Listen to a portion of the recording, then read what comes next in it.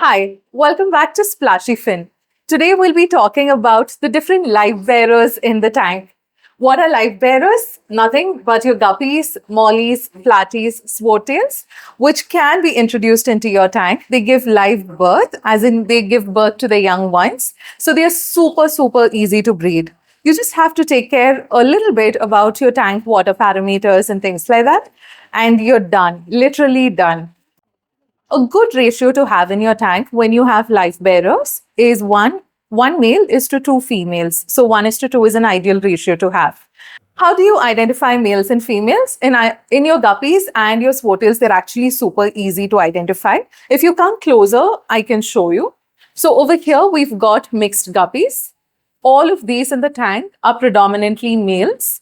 So if you look at their tails, they're all nice big tails. And usually in the fish world, your males are more colorful than your females. And I'll tell you why. So if you follow me to the next room, we actually have guppies where we sell them as your proper pairs, which is one male and one female. You can follow me. So for example, here we've got your platinum red tail guppies. So when you're looking at the platinum red tail guppies, the guys with the Dumbo ears with a nice bright red tail are your males. Your females are the lighter colored one with the smaller tails.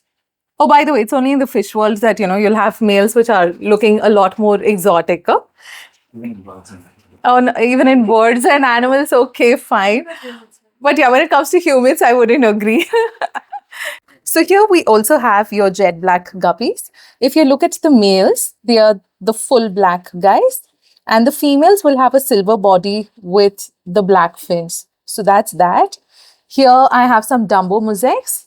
Again, the males are the most colorful guys.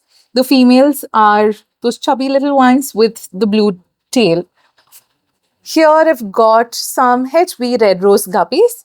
These are your males, the nice bright colored ones. Your females have a silver body with the red tail. So ideally, when you look at any guppy strain, here you have a male chasing a female. There you go. There's something that's happening there. So that's your male with the markings and the red tail. And the female is the silver one with the black tail as well. And if you observe, when you have a group of guppies in the tank, you're inevitably going to find babies shortly. Like, for example, if you look at that side, I've got some Japanese blue guppies and some emerald green ones. And if you look at the tanks, there are already babies in there. Here, if you look at them, yeah, those are all the babies that are free swimming. That's how tiny your guppy babies are going to be. Over here, we have the emerald green guppies. And we saw a few babies in here, but I'm not sure. Yeah, okay, so you found a few of them swimming around. Here we have the platinum white guppies. That's your male. And your females are the one with the bluish tail. Yeah, that's your females as well. So in your guppies, it's actually pretty easy to identify when you have males and females. You will always see that the males are more colorful than your females. For example, if you're going to be looking at Endler guppies, these are all males that I have in the tank here. They look like they've got split tails. Very pretty guys, very hardy as well. Your females will be almost colorless, which is one of the reasons why we don't bring in the Endler females most often. You can follow me and I'll show you how we look at swordtails. So here I've got some swordtails. Now, right now in the tank, when you look at it, all of them are females. I don't have any males. And why do I say that? The ones that you see are all females because they don't have the sword. Your male swordtails, on the other hand, their tail would have like a knife pointing out, which is why they're called your swordtails in the first place. So your males will have a very pointy, sharp tail at the bottom of their back tail. That's how you identify males and females in swordtails. With your platys and mollies, they're not very straightforward, and especially if you have balloon, like these are the imported mollies that we've got this time. When you look at it, it's a little more complex than a very straightforward process. You ideally look at the fins and the tails to identify your males and females. Now, when you add them into the tank, sometimes we say let nature take its course, because in your fish world, what happens is your fish fry basically gets eaten up. So let's say if you have lots of guppies, lots of mollies, if it's a community tank, the chances that most of the fish or the fish fry that are born that's going to get eaten up is actually very high.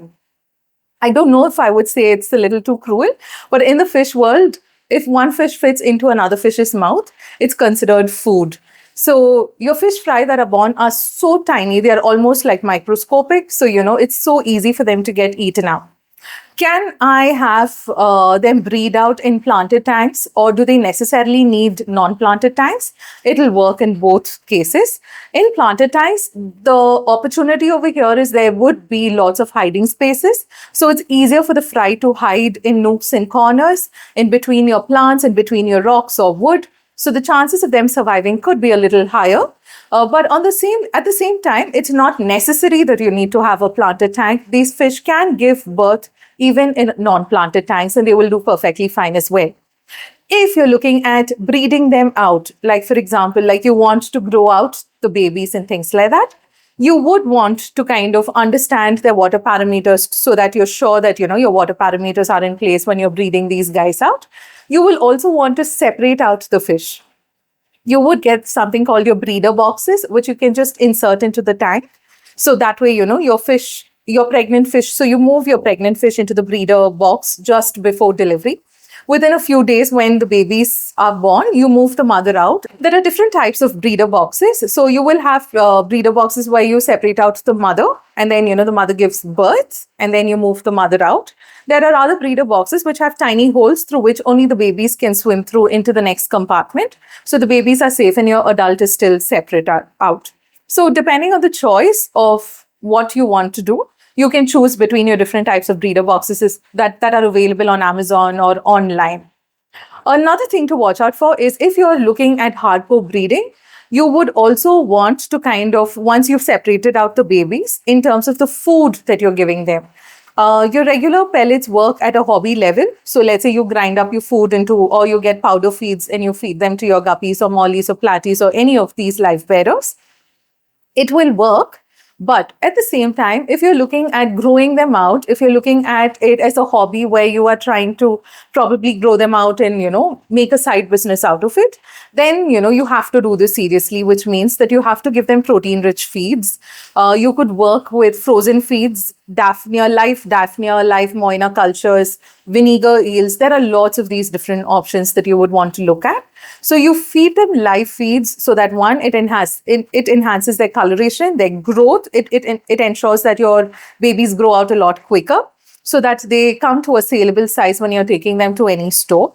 And one thing that you'll also have to watch out for when you're doing any live feeds or frozen feeds for that matter is to make sure that you're doing your water changes, because your water quality can go bad pretty quick when you're doing multiple rounds of feeding. So normally while we feed our regular fish, like let's say once a day, when you have babies in the tank and you're looking at growing them out, you can feed them multiple times a day. You can even do 3 to 4 times a day, which is perfectly okay. But just need to watch out for the water changes that you'll be doing. I think I've pretty much covered the basic aspects of breeding out your guppies, mollies, platys, and swordtails. If you like this video, don't forget to subscribe, like, share, and comment as well.